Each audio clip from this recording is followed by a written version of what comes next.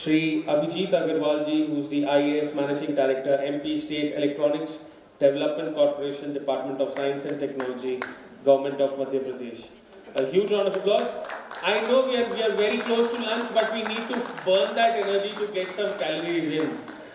Next up is Mr. Praveen P. Nair, IAS Director of E-Governance, CEO, Tamil Nadu E-Governance Agency. Shri Praveen Kumar, Shri Praveen P. Nair ji. Ms. Pushpa Rathore ji, who is the General Manager, Telangana State Technology Services, Government of Telangana. Huge round of applause.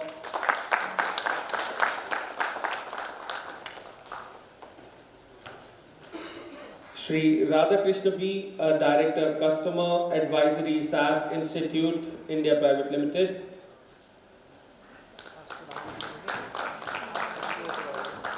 Last but not the least, Shri Joyce Ray, Head India Business Tally Solutions Private Limited.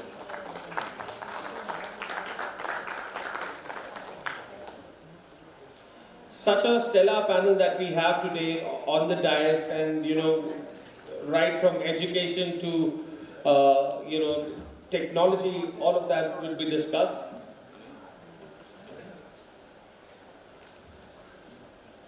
So, Aloke sir, requesting you to take this stellar of a panel away. Sir, we'll have the timer running. We'll need to, wrap up a little quickly. Around, I think, 45 minutes. Sure. Thank you.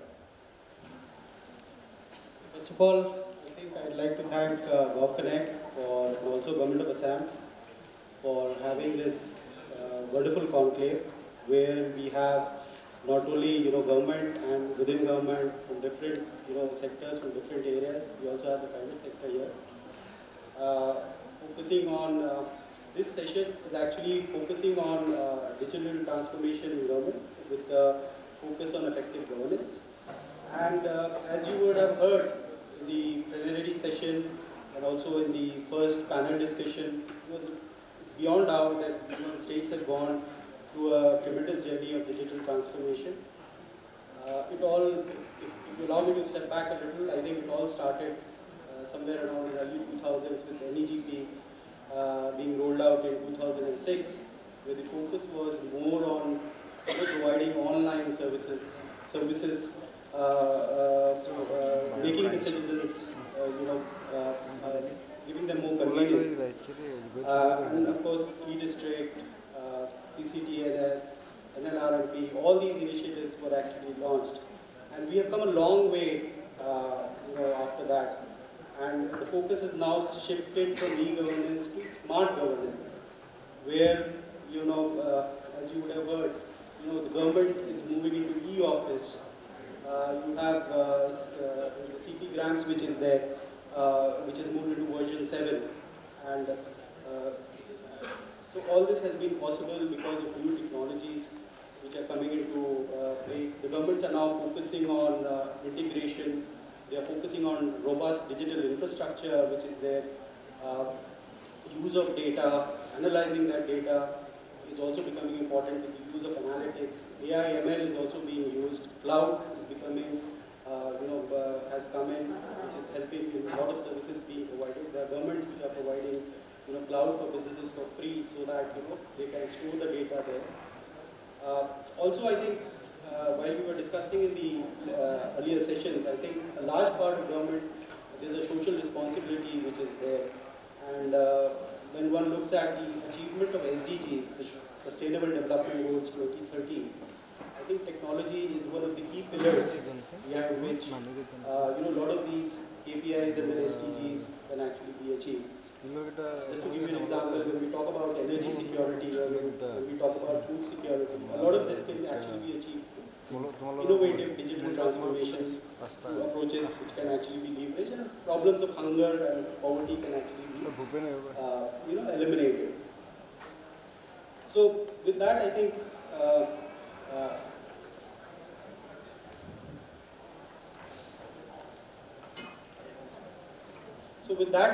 as I told you, the focus of today's session is on digital transformation in government, to hear from the states, what has been their success stories, what does it it that they are focusing on? How is it that they are looking at future? What is the next wave that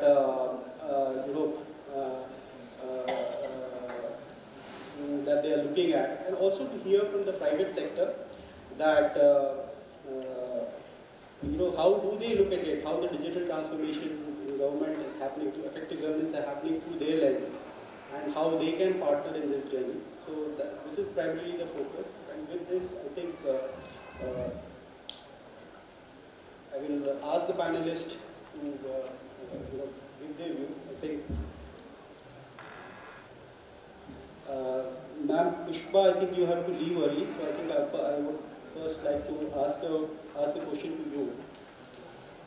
So can you please help us, understand the audience in terms of, what are the initiatives that your government is taking in terms of effective governance? I'm sure Telangana is a state where, a lot of initiatives and efforts which have gone up. We look up to them. I still recall that, the DBT that we were discussing in the morning, I think Manrega was, Telangana was the first state where, Manrega DBT was happening. So, I would request you to please, help us explain in terms of what are the initiatives that you are taking, what are the key challenges that you face, and how do you look at it, going forward in the future. Yeah, good afternoon. Good afternoon. Awesome. I know it's sultry afternoon and we are sitting with a panel discussion a bit late. Telangana, from the state of pearls, state of biryani, to the state of the first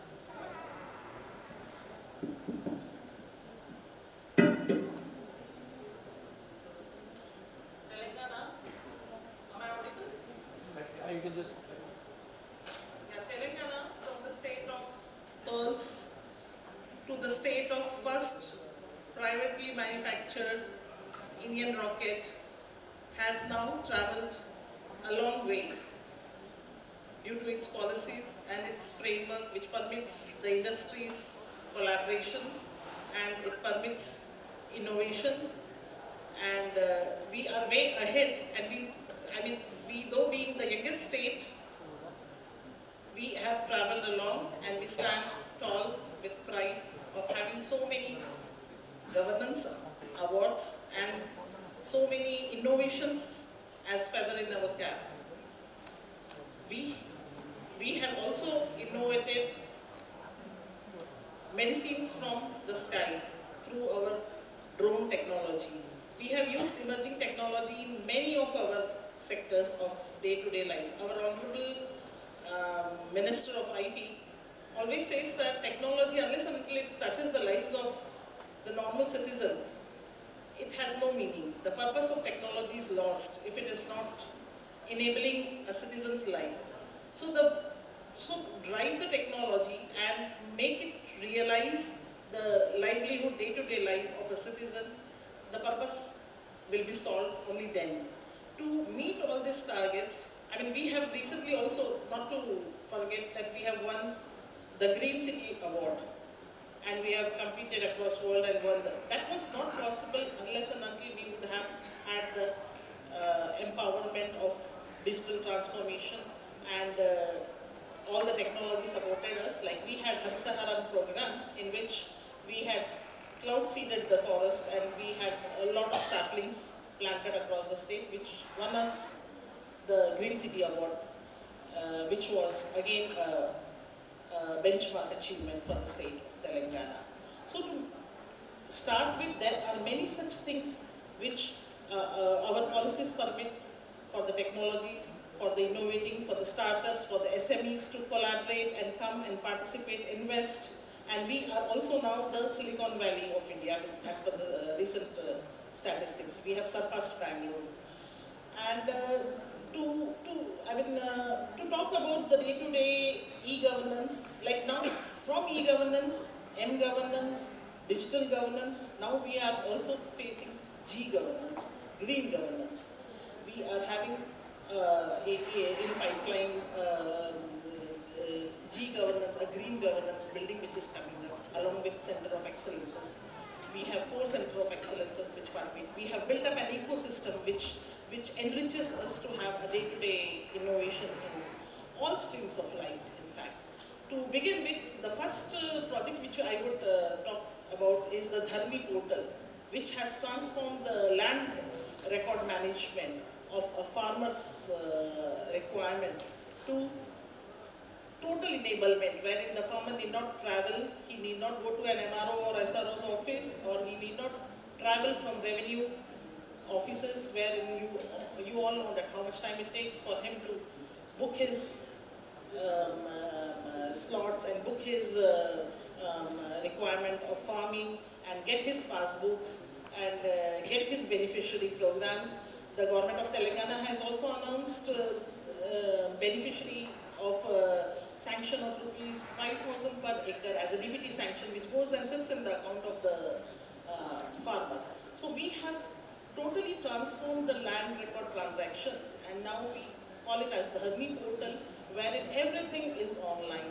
The farmer using his mobile can book his slot, register his property, do the sale transactions in a day, in an hour's time, and get the passbooks at his doorstep. Again, using the technology. So the whole life cycle of land record management through digitization, through enablement, through use of blockchain technology in development of the application has enabled the farmer's life a lot. Also, the DBT transfer of rupees 5,000 per year enables him for his all assistance, financial assistance in cultivating his field. Right from there, again, the drone technology, the soil management, the pest management, these all managements agriculture department is having through applications developed from various startup companies. We motivate the startups. We have a pool of startup companies who have done a lot of innovation work, and there is a center which exists for startups network. A global linker platform enables linking up all the startups and SMEs together and exchange their ideas. So we have pest management in agriculture, we have seed traceability software, and which functions and which promotes cultivation productivity and which enables the farmer to have more profitability from the cultivation. Likewise, in health sector, we have transformed the health sector by various applications.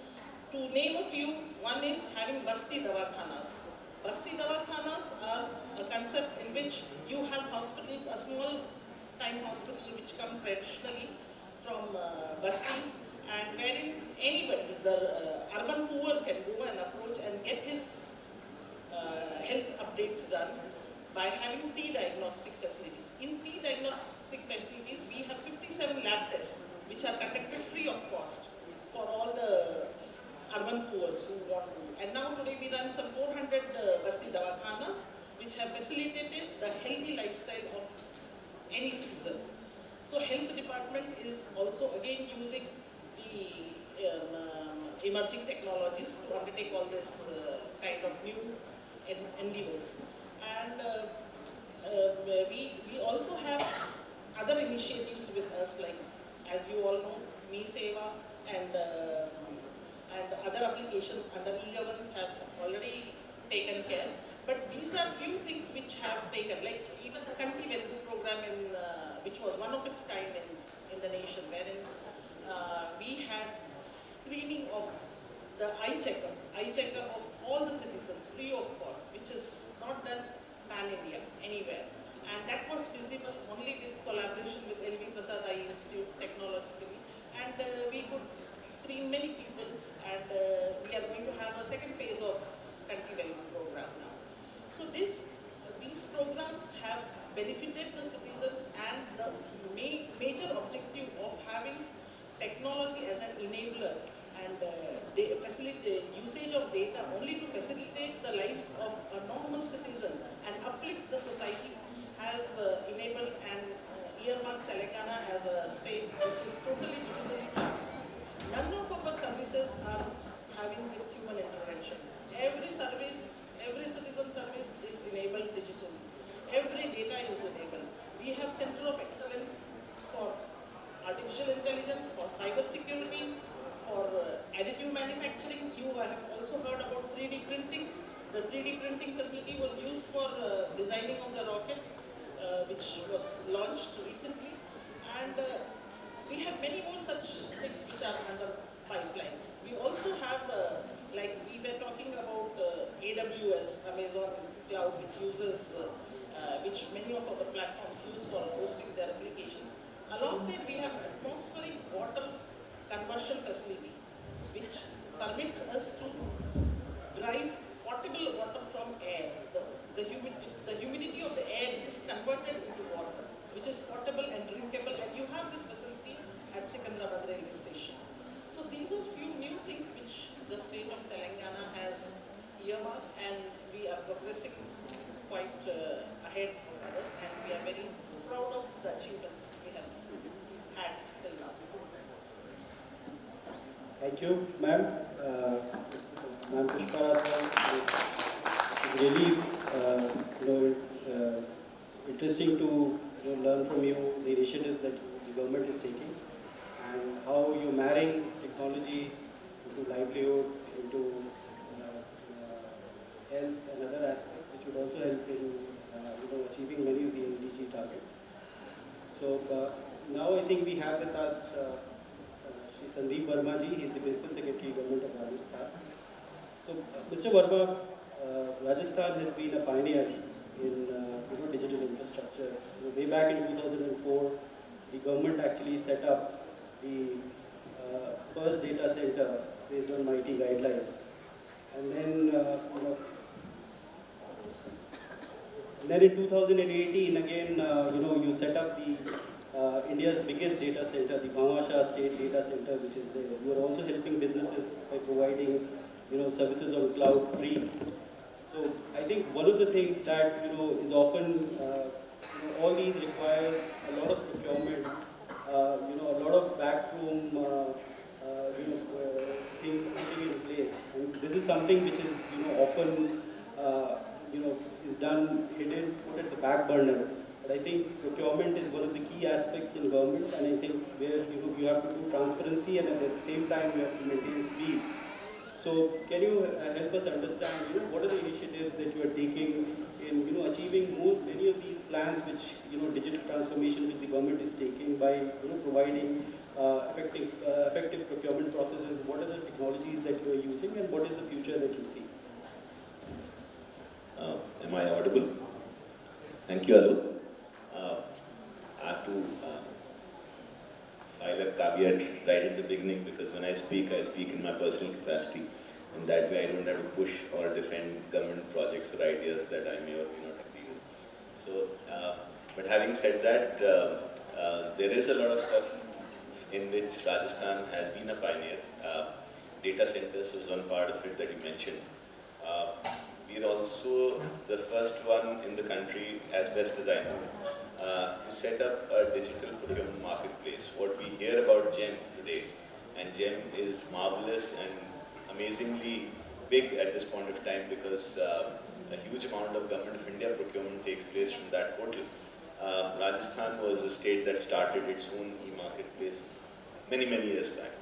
But then it started off as a conservative idea, and it started off knowing fully well that a procurement marketplace like GEM is, end of the day, a spot market. Right? It's a place you go buy and move out very quickly. It's not the usual tendering system that we are familiar with, which is that there is a window where people file bids, or an electronic reverse auction platform where again there is a window where people compete with each other, knowing and drive prices down. So it started off in Rajasthan as in a conservative way and stayed there. It has grown big, very big in Government of India. Of course, the other side of that is going to be, how do you really audit a spot market, right? How do you bring in accountability and transparency aspects into a spot market? I, as a private consumer, can go and buy anything from Amazon, and I am the best auditor of my procurement decision. The situation in GEM becomes very different, because you spend somebody else's money buying some stuff, and it's a spot purchase. There is no window available, and how do you really audit that? I think some of that is happening with GEM right now. The CEO GEM, we had a discussion some time back, one of the AG audit reports, and all that was possible because there is so much data that's available that they can play around and analyze right now. Coming back to what I think is possible or already happening in states, my predecessor mentioned about land records computerization. And I think it's an idea whose power and force we sort of tend to underestimate. Perhaps because most of us come from urban backgrounds, perhaps because the consultants and the solution providers come from urban backgrounds. But what has happened with land records computerization across the country and what you could build on that, and I think it's something that the central government has again taken up very strongly now with drone surveys of smaller kasbas and municipal areas and gram panchayats.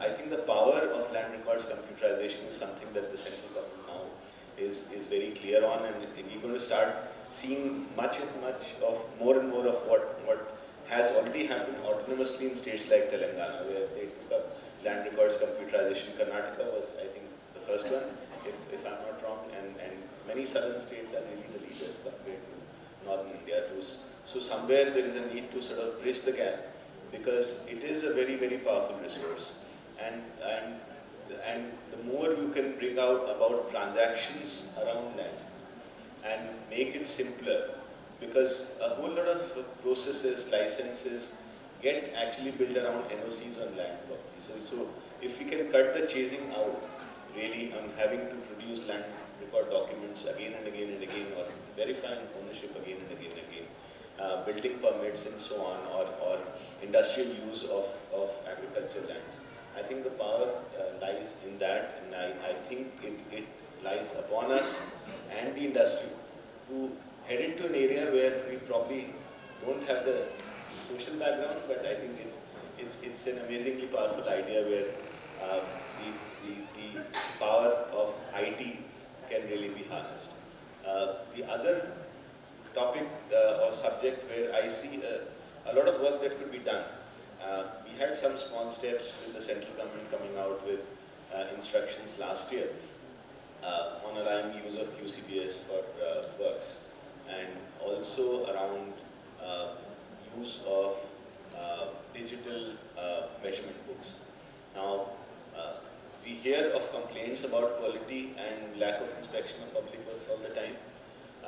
It is one of the most active parts of government systems across all states. I mean, states to that extent are very, very active. And unfortunately, we don't do much with the data that we have in states. Rajasthan, again, was, we had Tamil Nadu and Karnataka who came up with the first public procurement acts in the country around 1998-99. Rajasthan was the first state in India to have a modern, so-called modern public procurement law, modeled on the UNCITRAL model law that came out in 2012, and Punjab and Assam have followed thereafter. It has enabled a lot of transparency and accountability, and given the fact that 30% of GDP is really public procurement, I think it's again a very, it's an area where a lot of initiative can cut out wastage and improve efficiencies. There is a whole lot of things you can do with public procurement data. One of the constant problems I see people running into is the fact that I'm about to award a contract to somebody. Is he blacklisted in some of the states? We in Rajasthan have mandated for ourselves a public database of blacklisted entities. Assam and Punjab, because they followed the same UNCITRAL model law that Rajasthan has, have also put that, the ideas under development in these two states. But imagine a system where you had integrated countrywide database of blacklisted or debarred entities, which we have in the United States, which we have in the European Union already for decades altogether. It's not rocket science, it's something easily done. And that would make everybody's life so much more simpler. Again, we have a robust appeal system. If somebody has a complaint about a public tender, you have an appellate system in Rajasthan. I think we just need to capture the data points from this market across states and then see where we could use this data to run your procurement systems more efficiently. So my sense is that if I had to put in my 2 bits, it's not crypto, it's land records computerization and public procurement computerization. Those are 2 sectors of state governance that I think will yield the most powerful, impactful results. Thank you very much. Thank you, Mr. Verma. I think you have hit the nail on the head in terms of 2 aspects which are engaging the government and also touching upon the lives of common man throughout India. You touched upon how that data can be used in terms of public procurement, having a database where you can have debarred or blacklisted vendors. I think with that I would take a cue. We have with us Mr. Nitin Yadav, who is the Secretary Administration of Chandigarh. I think they have a e-Sampark portal where they are providing services to the citizens by bringing all the departments together and giving them a multi-service single window experience. I'm sure that would have involved a lot of integration at the back end, a lot of data flowing in. The data which comes into the system can also be used in other places. He also is heading the urban department there. So I think it would be good to hear from you, how you help in data integration, what are the challenges that you face, and what is the suggestion or support that you would need in taking this forward.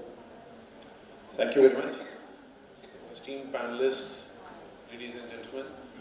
First of all, I would like to put a lot of things in perspective. See, what happened is that most of the e-governance initiatives that we have been taking has been driven because of some particular demand from clients, as is in any business. So you have citizens craving for services not being provided on time. So we came up with a lot of initiatives for service delivery online without going into the backends. So just wanted to have, so these e-Sampark canes, CSC canes, all those came up so that you have one interface that where the citizen can come. The backend problem, a lot of them remained. Second areas probably that we looked into were financial and non-financial benefits. So DBTs, income tax, streamlining, all these initiatives were taken because they had direct benefit in terms of economic benefits to the government and to the citizens. The one sector that we are looking at, if you go back and understand, we are missing a lot of outcomes. We are just, firefighting in a way. Okay, there is some pain point, let's find out technical solutions for it. There's another pain point, let's find a technical solution. We are not looking at it in a perspective. There are a lot of initiatives being taken, no doubt. So in that context, we have started working in Chandigarh and harnessing the smart city concept of integrated command and control. Now, if you hear this word, it means integrated. The problem is, most of it is cohabiting. It is not integrated. So you have a traffic management system working there, you have transport management system working there, you have solid waste management systems you can see there, you have public bike sharing systems you can see there, but they don't talk to each other. And so the one thing that I can put across is probably this, that what we have tried to do is, from the IT side, we have asked all departments that we will help you build your own individual IT systems based on whatever outcome you want. So if education wants to track the students' performance and things like that, we provide them solutions for that. Transport sector wants optimal bus routes and other things, we'll provide that. So we are developing that, but then integrating the APIs with the integrated command control. Without we are saying, okay, we don't know, we are not so smart to know what will happen in future.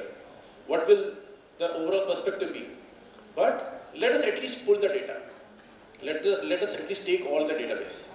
So what will happen is that we talk about big data analytics, we talk about other things. We have 5G rollout happening in Chandigarh, IoT devices will be coming, a lot more data will be now pushed in. you have sensors which are pushing in more data. What do you do with this data is something which has to be understood, and it has to be outcome based, not again some pain point and some thing happening and then you build a system for that. So we try to make it in a perspective like, let us take SDG goals for example. Say for example, if you have to say, if you have to enhance the municipal finances, you will see that the power sector, power department has database of which are the commercial establishments. But the same establishment will be paying residence property tax. So you have all these kind of things happening. You have area database in the municipal records, but you will have ownership records in revenue records. So you will have these kind of interdependencies which are happening. So the thing which will link them is individual IDs driven by Aadhaar. It will require family IDs driven by social registry and a property ID, individual property ID. If you have these three IDs, because you have to ultimately link all these databases, how do you link that? You have seeded Aadhaar into various databases so that you can pull and correlate these databases. Similarly, we are trying to do it in social registry and property ID, pushing that database so that we can get correlation.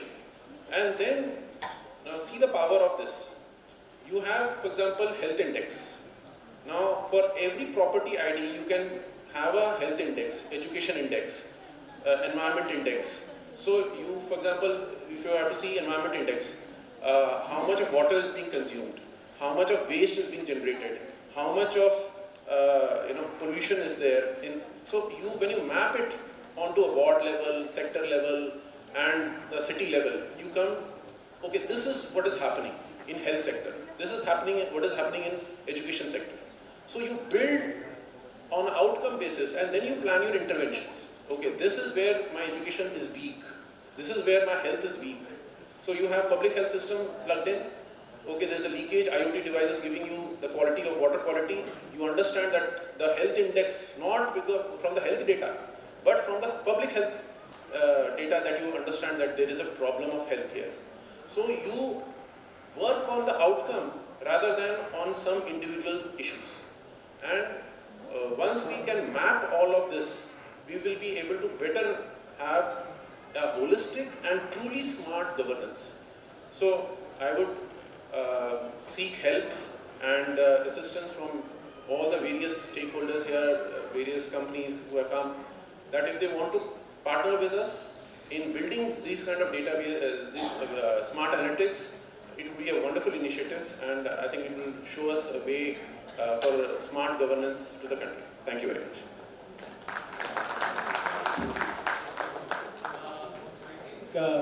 Pushpa Rathod ji has to leave because she has an early flight. So I request Mr. Radhakrishna B, who is the Director of Customer Advisory, SAS Institute Private Limited, to please felicitate ma'am. We understand that you have to leave before. So we extremely sorry for running a little delayed about the event.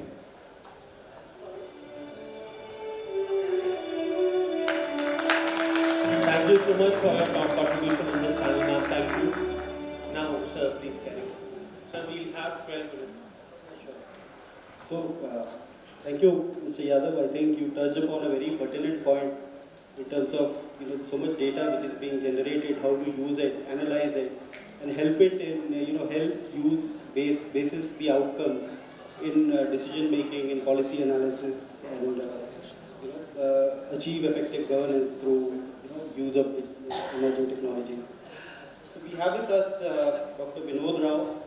He's the Secretary Primary and Higher Education.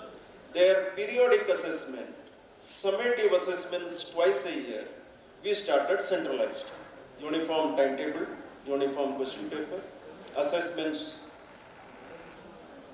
tracked centrally, data entry of every student for every subject, for every question and answer, so that learning outcome wise longitudinal progress of every child is tracked centrally. All this led to crores of data sets created every year. In our assessment, about 500 crores of data sets generated every year.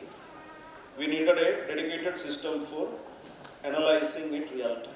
And there came the idea of what my colleague mentioned for urban sector, integrated command and control center. We started an integrated command and control center for school education in 2019. Today, using artificial intelligence, big data analysis and machine learning, we get amazing data analysis which helps us to take corrective action real time. This command and control center for schools was visited by Honorable Prime Minister in April, and this is today replicated across all states. What I would like my potential stakeholders present here to support this system is in taking it to the next level, from retrospective analysis to predictive analysis, to anticipate dropouts, student dropouts, seasonal migrations, to identify potential talented students, to identify students who require more support. So, application of cutting-edge technology in school education will actually help in transforming quality of education in government schools in the coming days. What technology didn't achieve in 2 decades, COVID helped in achieving in 2 years. Today, EdTech is a new normal. Blended learning is a new normal. We started our own EdTech company by the name Gujarat Education Technologies Limited. What is available from private EdTech companies at 20,000, 30,000 per year, we are providing at 500 rupees to 1,000 rupees per year to private schools and free of cost learning content to government schools. In the coming years, we want to partner with EdTech companies to take this forward. I think education is one sector where technology can really transform the whole game, and Gujarat is taking its own initiatives. We welcome all of you to join hands and strengthen our efforts. Thank you. Thank you, Dr. Rao. I think he touched upon education and how technology can actually be used. I think this, not only as government, as parents also, this is something that touches everyone. So thank you for the great work that you are doing. We have with us Shri Abhijeet Agrawal ji. He is the Managing Director from MP State Electronics Development Corporation. So, sir, your corporation has been doing a number of initiatives, right from having IT parks, the state data center, the wide area network, the CM dashboard, sorry.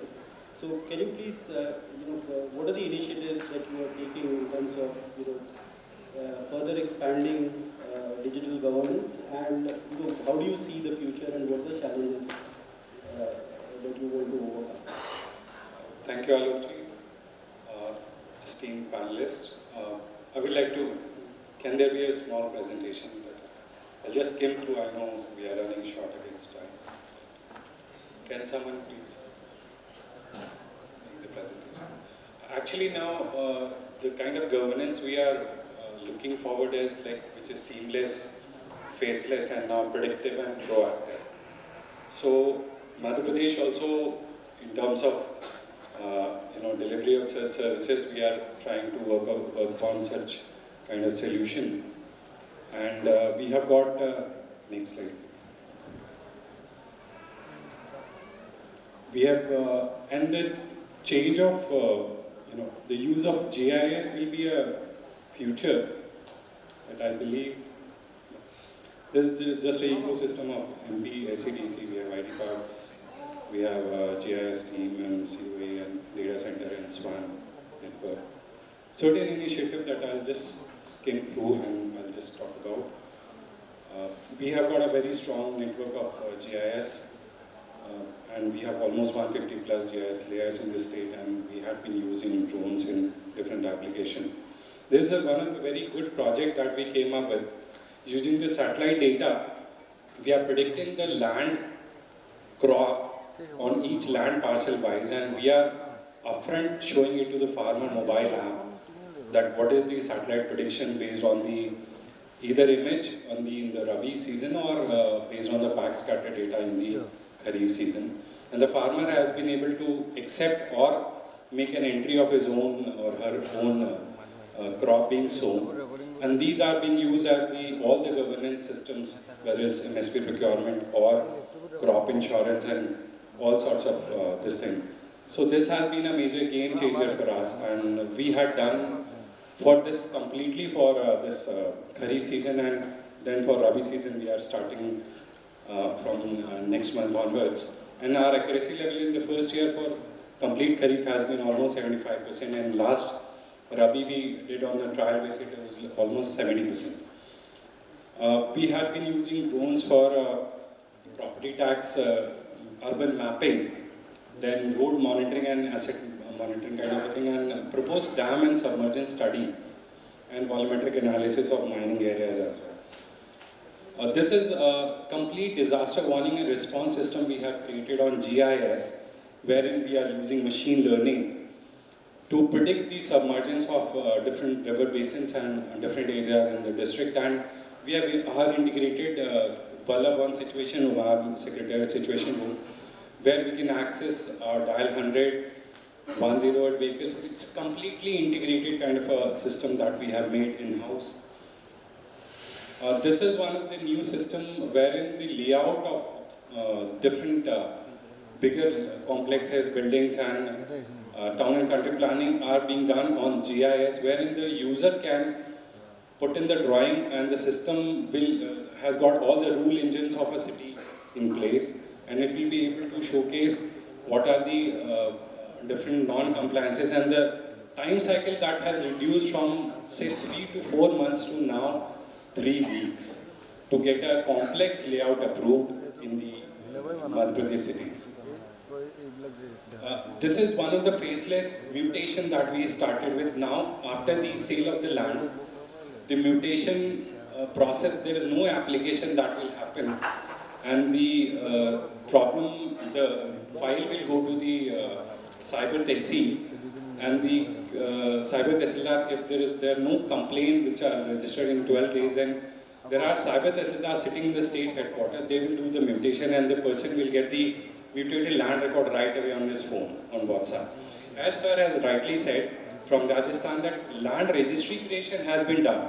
How facilitative it can be in terms of delivery of the services based on the land is something that will be the game changer in the times to come. So Cyber Tehsil, we started with 2 districts, now expanded to 6, and by the next year, financial year starting, we'll be passing to all the 52 districts. This is one of the new projects that we have taken up, registry on faceless system. From next year onwards, we'll be having registry where we will be, the seller and the buyer will be sitting in different terminals, and we are planning to have cyber sub-registrars who will be approving this system. And one of the most important use of GIS we have built into this system is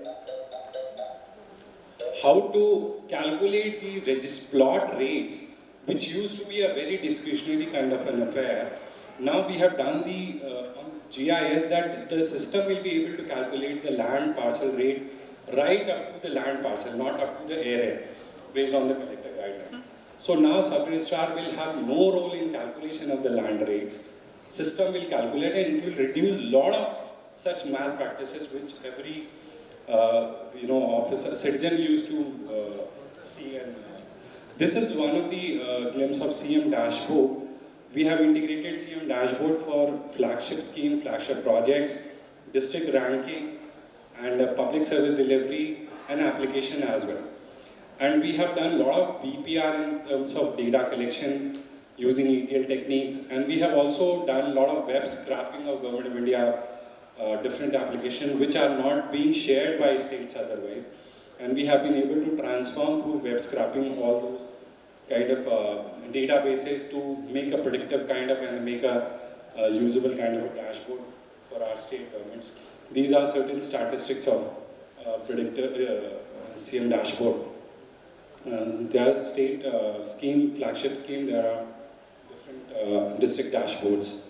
And So this is the technology that we have used. So these were certain examples of how emerging tech, especially AI/ML, can be used in governance. And we have also started using cloud, the service, software as a service on cloud. We have onboarded the cloud service providers, AWS and Azure are on board. And we have also adopted the cloud adoption framework for our state government departments, so as to make a roadmap to how to scale up on the cloud and use it. And one of the interesting that a lot of different states are now even trying how to create a family registry and a golden record of citizen that will help out citizen to reduce the document compliance and the burden of the document, and how to have system-based kind of like the way now airports are trying kind of a Digi Yatra. Can there be a Digi Yatra of the citizen wherein the records are not to be asked, they are to be fetched from the system based on the integrations of different databases which are available. And one of the new area that we are also trying to come up with, how to make accessibility of the data set, like now Government of India is also doing. Thank you. These are certain points from my presentation. Thank you, Mr. Agarwal, for the comprehensive the digital infrastructure that you showed to us. Now I would request Shri Praveen Nair ji. He is the CEO of Tamil Nadu E-Governance Agency, Government of Tamil Nadu. So Tamil Nadu has been doing a lot of work, especially in terms of emerging technologies. You plan to build a ITNT hub, which is basically Tamil Nadu technology hub, focusing on using emerging technologies like AI, blockchain, machine learning to solve some of your complex problems. You also have plans in terms of the state family database. So we would be really enriched in terms of what is your thinking about it, how you would use these technologies to overcome some of the complex problems that many governments are facing. Thank you, Aloke. For paucity of time, I just quickly try to get the crux of what we're trying to do. The way we look at emerging technologies from Tamil Nadu government, we look at it to solve two problems. One, can we bring in emerging technology to places which will bring in significant process improvement in terms of economizing, in terms of both money and in time. And that we have, through TNEGA, we have developed and deployed a number of solutions. For example, in the health segment, the State Blindness Control Society, we deployed a cataract-based, mobile app-based cataract detection system. So what would take ages to do field screening for cataract would take ages. Now any semi-educated health worker or even a non-health worker can use an app. In fact, we have developed a model where citizens can scan their own eyes and detect cataract. Now we are working on an oral cancer detection system. So this is something, a scale that through the manual regular processes, it will take long period of time to achieve. So this has led to significant process improvements and savings in terms of time, and also that saved time is actually results in early intervention. So this is one direct use case that we have built of AI/ML. Similarly, there is a second fascinating aspect of emerging technology. It helps you to solve problems which you thought were never even possible. The such things you thought were only in imagination. For example, what Abhijeet just mentioned about can we do automated crop survey? This is a problem that has been posed to my agency. Today, for people who are not aware of what is a crop survey is a seasonal account of what all crops are grown in what all lands by which all farmers. So there are three aspects to it: the crop, the land and the farmer.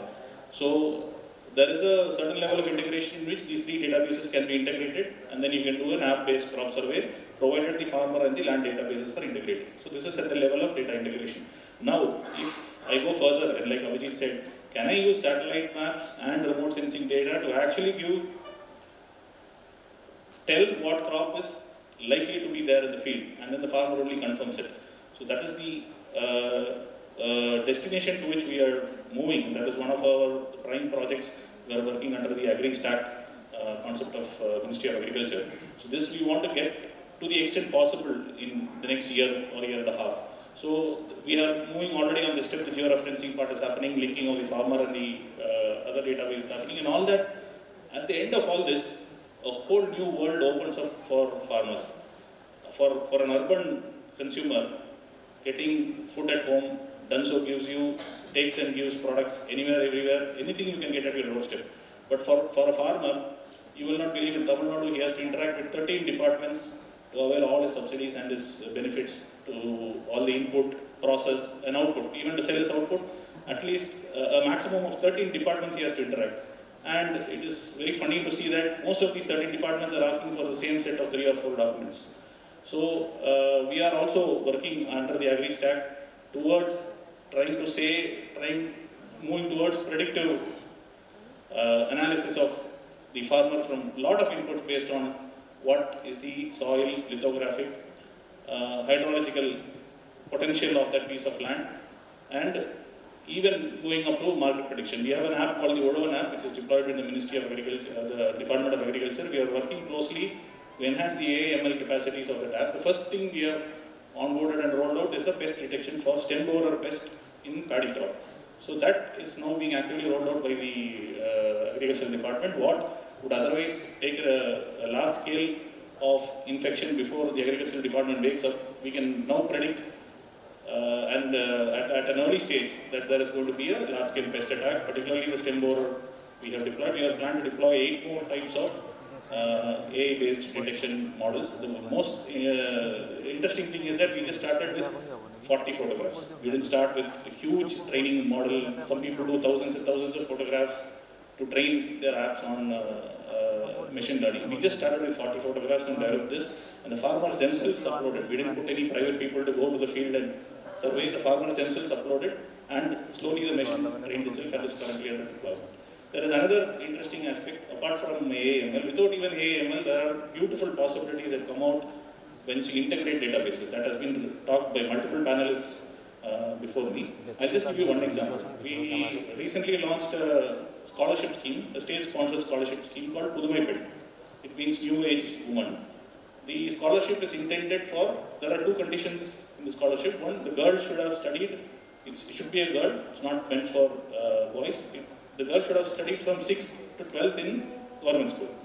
So the earlier way of going about was asking all of them to apply and then sending it to the education department to verify, and then getting their bank account number, verifying it. It was taking 3 to 4 months. This is the first phase happened in April, where it was taking 3 to 4 months. We launched a integrated model on November 1st. In this, in the time between April and November, we prepared a pre-vetted list through our state family database. The state family database is a integrator of all databases with and without unique identifiers in the state. So we took the education department database, pre-vetted it, and prepared 6th to 12th, all girls from 6th to 12th who have completed is already with us. And then we opened it up for, this is our expected maximum number of people who can apply. And then we asked the students to apply through the colleges, and to our surprise we found that only 55 to 60% of the girls had actually joined colleges. So we were forced to ask them to apply because we did not have a university MIS. We did not have an integrated college MIS. So we still had to ask them to apply. So the stats say that higher education enrollment ratio in Tamil Nadu is 50%. But we could see proof, living proof through an intelligent software. Like real time, I can say today my higher education enrollment ratio for 2022-23 is 60%. Tomorrow, few more people apply, I will be able to say it is 62%. At least I am able to do this for people who studied in government schools. So slowly, this is just to show the power of data. So now that 40% data we have passed on to the skill development department. We have also passed on to the polytechnics and the ITIs and said, here are your clients who have not joined higher education institutions. They are now open. You go, please fill up your seats. You please design for the polytechnics and ITIs. Please fill up your seats. For the skill development people, please go skill them, upskill them, and send these girls for better employment. So this is the power of integration. And when integration rolls out along with AI and ML, I think there are important concerns about privacy. There are important concerns about cyber security which we have to address. But the power of data integration and along with AI and ML is so powerful that it opens up avenues for governance which were hitherto we could not imagine. So with that, I think in a gist, this is what we look, this is how from Tamil Nadu we look at emerging technologies. Thank you. Thank you, Mr. Nair. I think you've given us quite a good view of the futuristic, how these technologies are being used to solve some of the complex problems. I'll quickly move over to Mr. Joyce Ray. He's the head Tally Business Solutions Private Limited. So I think one of the important aspects, Mr. Roy, is of governance, and specifically digital governance, is financial reporting. I think your organization has been actually providing these solutions for long. So how you have seen, the journey, move from the digital reporting, which is financial reporting, which is happening in government specifically, and how do you see future technologies or the advanced technologies which are going to be used to spot, say, non-compliance for that matter? As the speaker standing between the audience and lunch, probably there is somebody else also, I'll try and be as brief as possible. There's a lot of talk right now in the landscape on the digital data protection bill, and Tally has of course been an extremely strong advocate of data protection for the entire 30 years of our existence.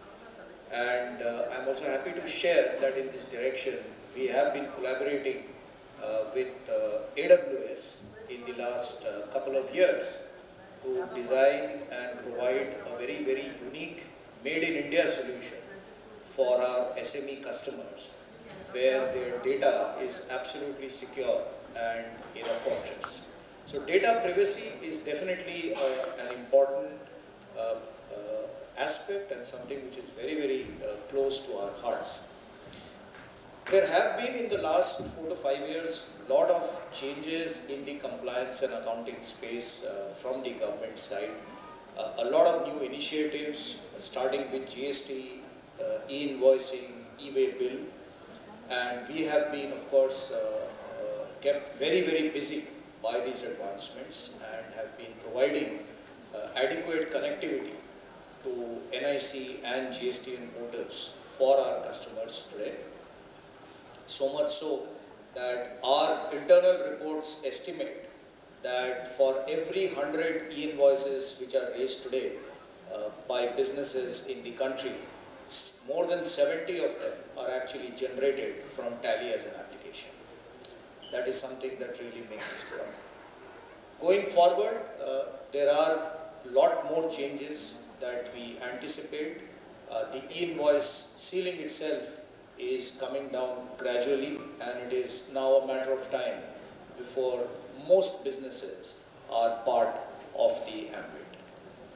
We also anticipate that the audit log, Aloke spoke about compliance, the audit log which is slated for a 1st April rollout is also something that we have been supporting. In fact, we were ready with the product on the 1st of April 2022, and we are confident that businesses will be able to seamlessly transfer their business operations from the current practice to one which is compliant with the audit law from the 1st of April.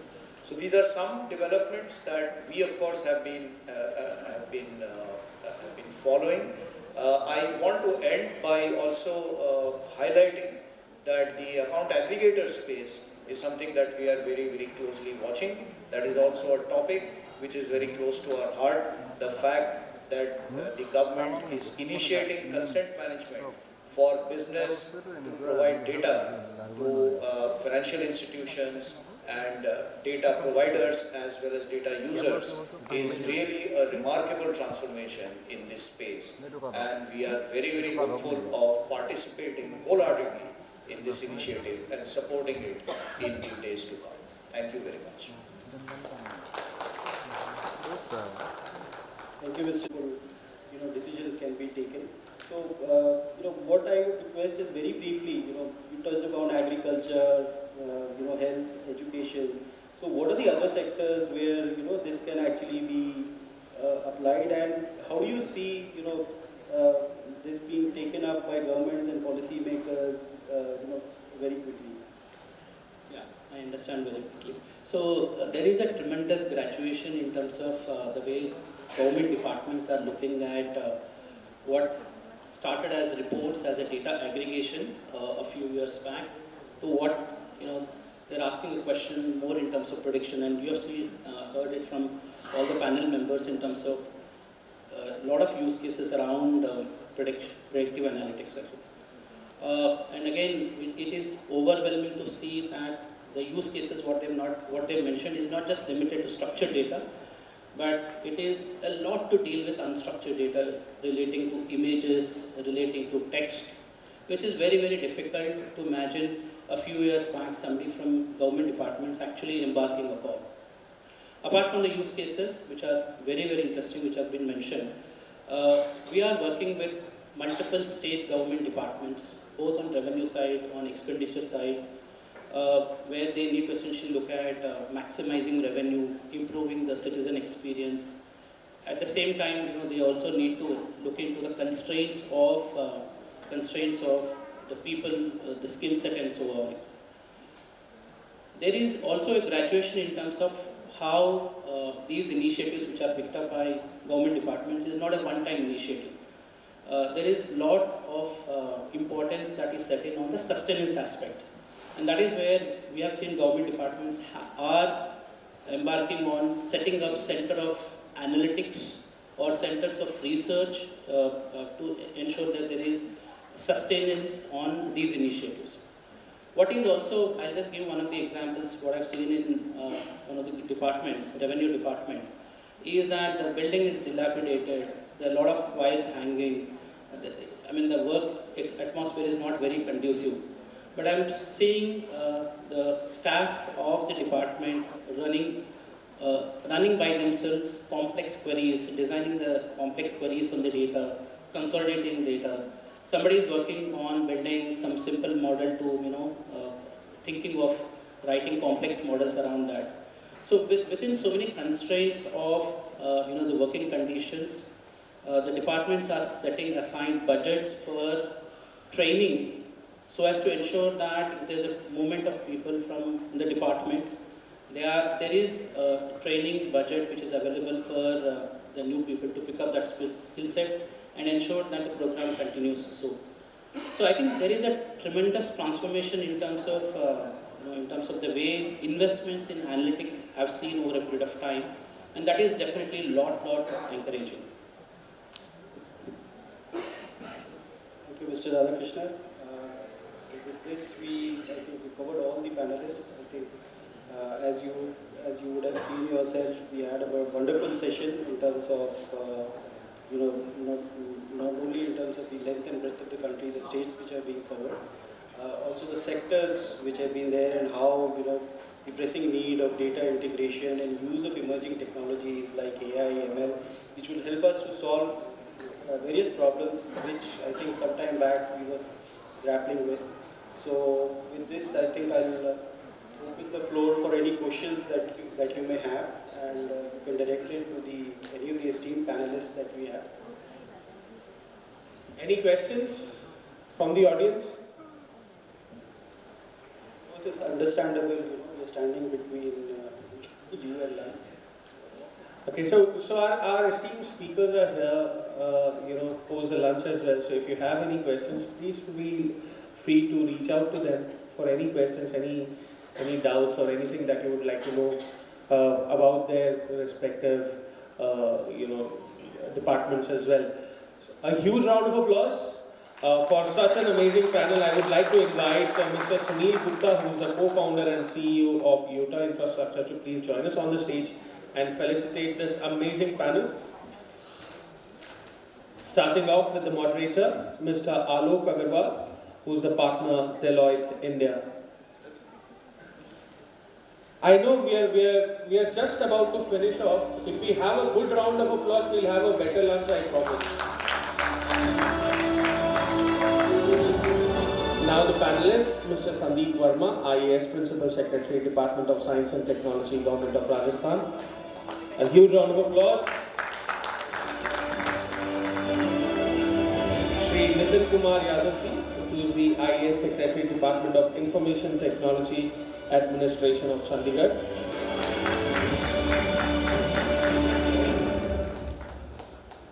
Dr. Vinod Rao, IAS Secretary, Primary and Secondary Education, Government of Gujarat. A huge round of applause.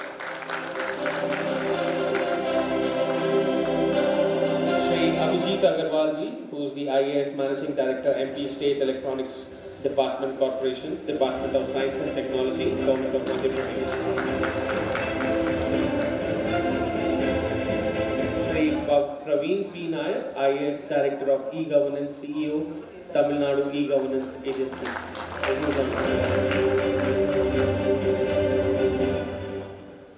Mr. Radhakrishna B, Director, Customer Advisory, SAS Institute, India Private Limited.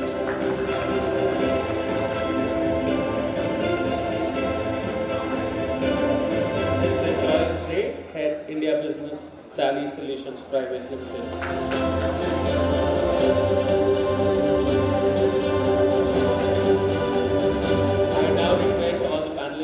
Take center stage so that we could have a good photograph.